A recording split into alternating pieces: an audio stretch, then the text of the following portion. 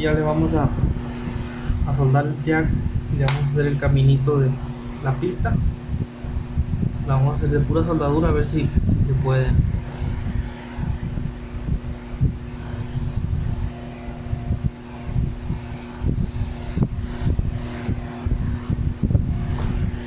Ahí está, ahí se hizo la pista de pura soldadura.